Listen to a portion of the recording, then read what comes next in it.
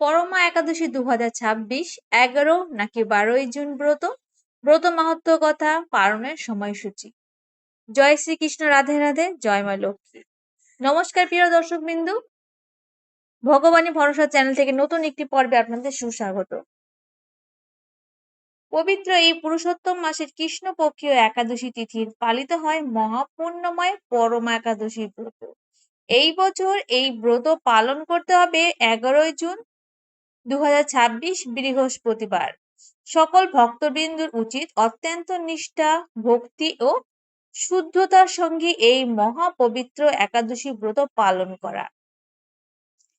কারণ পুরুষোত্তম মাসে পালিত একাদশী ভগবান শ্রীহরির অত্যন্ত প্রিয় এবং অসীম মহত্বপূর্ণ। পুরুষোত্তম মাসে দুটি একাদশীর ব্রত পালিত হয়। পূর্বে আমরা প্রথম একাদশী ব্রত পালন করেছি, আর এখন উপস্থিত হয়েছে এই মাসের দ্বিতীয় ও শেষ একাদশী পরমা একাদশী।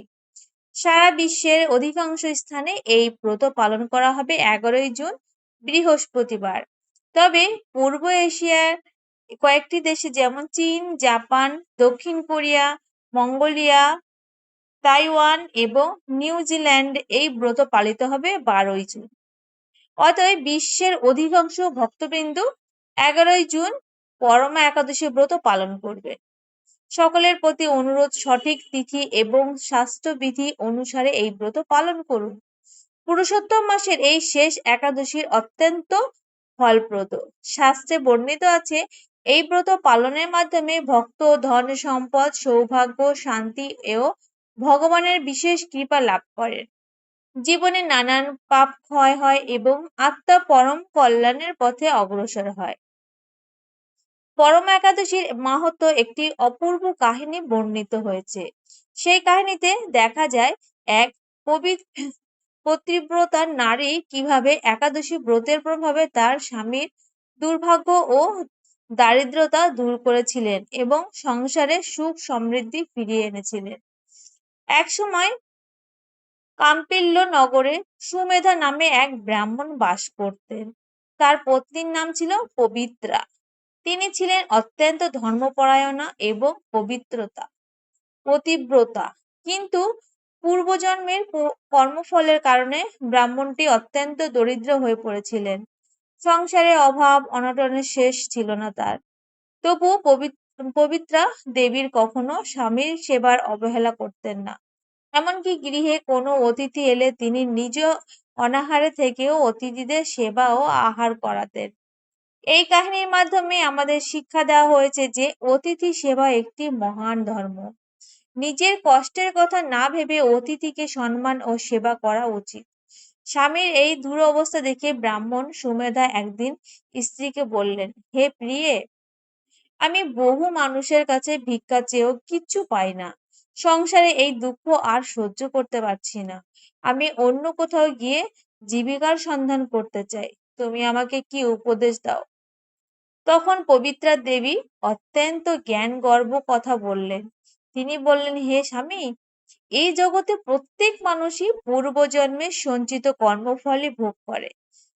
যার ভাগ্যে যা লেখা আছে সে তাই লাভ করে। পূর্বজন্মের পুণ্য না থাকলে স্বর্ণ পর্বতে গিয়েও সেই কিচ্ছু পায় না। তিনি আরো বললেন, এই পৃথিবীতে কেউ ধনী, কেউ দরিদ্র, কেউ মধ্যবিত্ত পরিবারে জন্মগ্রহণ করে। কারো রূপ, কারো গুণ, কারো প্রতিভা সবই পূর্বজন্মের সুকর্মের ফল। যে পূর্বজন্মে দান, ধর্ম ও সৎকর্ম করেছে সে এই জন্মে সুখ ও সমৃদ্ধি লাভ করে। পবিত্রা দেবী বললেন, হয়তো পূর্বজন্মে আমরা যথেষ্ট পুণ্য সঞ্চয় করতে পারিনি, তাই আজ এই দরিদ্রের মধ্যে জীবনযাপন করছি। কিন্তু আমি আপনাকে ছেড়ে এক মুহূর্ত থাকতে পারবো না। স্বামীহীন নারী সমাজে নিন্দনীয় হয়, তাই আপনি এখানেই থাকুন। ভাগ্য যা আছে তাই নিয়ে আমরা জীবনযাপন করব। স্ত্রীর এই ধর্মময় ও হৃদয়স্পর্শী কথা শুনে ব্রাহ্মণ আর কোথাও যাওয়ার চিন্তা ত্যাগ করলেন। কিছুদিন পর সেই নগরে কৌণ্ডিল্য নামে এক মহান ঋষি আগমন করেন। তাকে দেখে ব্রাহ্মণ দম্পতি অত্যন্ত আনন্দিত হলেন। তারা যথাযথভাবে ঋষিকে প্রণাম করে সম্মানজনক আসন প্রদান করলেন এবং আন্তরিকভাবে সঙ্গে তার সেবা ও আপ্যায়ন করলেন। ঋষি ভোজন শেষ করলে পবিত্রা দেবী বিনয়ের সঙ্গে জিজ্ঞাসা করলেন, হে মহর্ষি, এমন কোনো ব্রত, উপায় বা সাধনা আছে কি যার মাধ্যমে মানুষের দারিদ্রতা দূর হয় এবং ভগবানের কৃপা ধন, বিদ্যা, সৌভাগ্য ও সমৃদ্ধি লাভ করা যায়?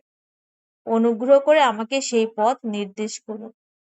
এরপর মহর্ষি কৌন্ডিল্য তাদের পরমা একাদশীর ব্রতের মাহাত্ম্য ও বিধান বর্ণনা করেন, যার প্রভাবে তাদের জীবনে সমস্ত দুঃখ, কষ্ট ও দারিদ্রতা দূর হয়ে যায় এবং জীবনে ভগবানের অশেষ কৃপা তখন লাভ হয়।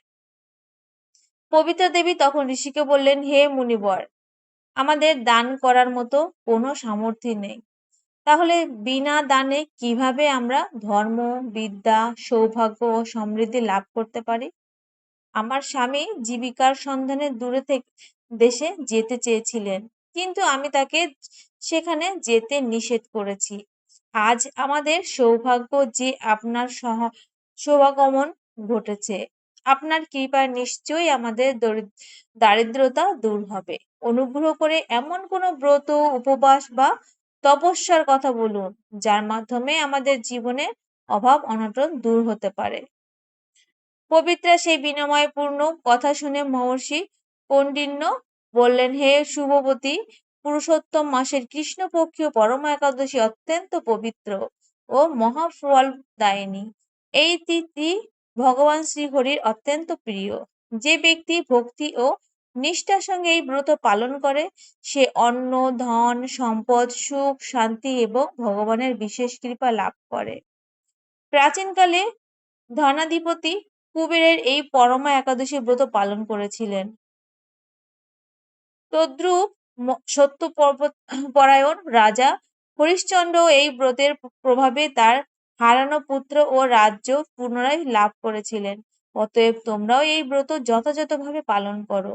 মহর্ষির এই উপদেশ শ্রবণ করে ব্রাহ্মণ সুমেধা ও তার পত্নী পবিত্রা একসঙ্গে শাস্ত্রবিধি অনুসারে পুরুষোত্তম মাসের পরমা একাদশী ব্রত পালন করলেন। ভক্তি, শ্রদ্ধা ও নিষ্ঠার সঙ্গে তারা উপবাস, হরিনাম, ভগবানের পূজা ও জাগরণ সম্পন্ন করলেন। ব্রত সমাপ্ত হওয়ার পর এক আশ্চর্য ঘটনা ঘটল। ব্রহ্মার ব্রহ্মার প্রেরণার এক রাজকুমার তাদের গৃহে আগমন করলেন। তিনি ব্রাহ্মণ দম্পতির প্রচুর ধনসম্পদ, একটি সুন্দর গৃহ এবং বহু গাভী দান করলেন। এইভাবে তাদের দীর্ঘদিনের দারিদ্রতা ও কষ্ট দূর হয়ে গেল।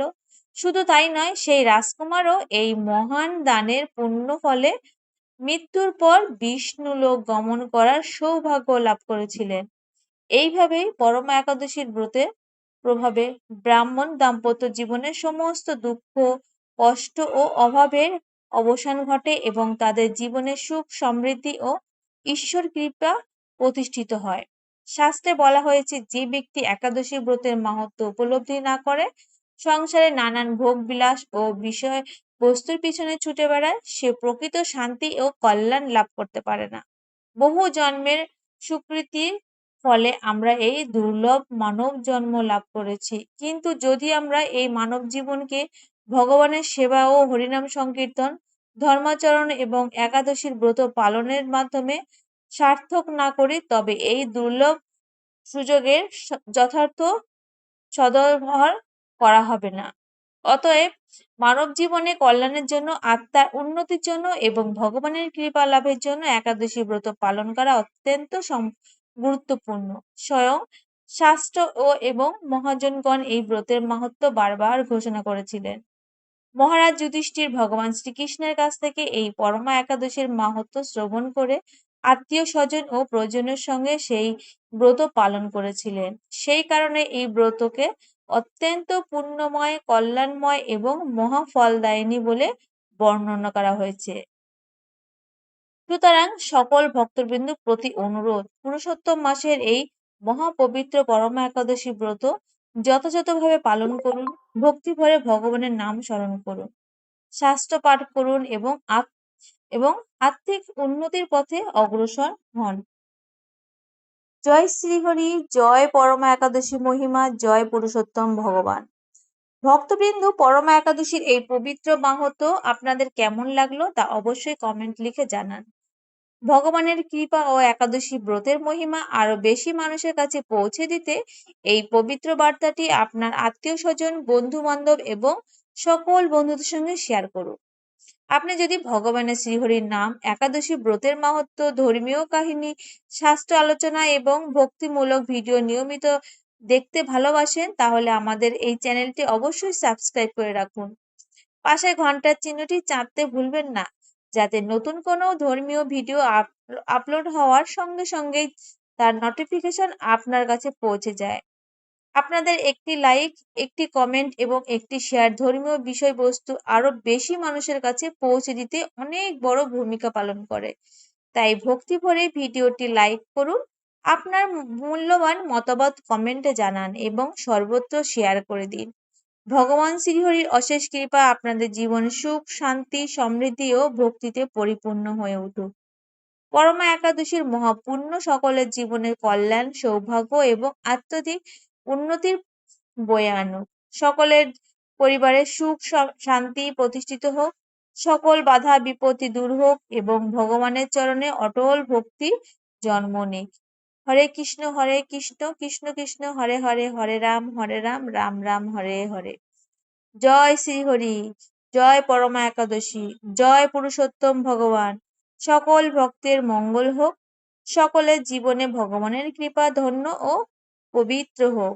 ধন্যবাদ। হরে কৃষ্ণ।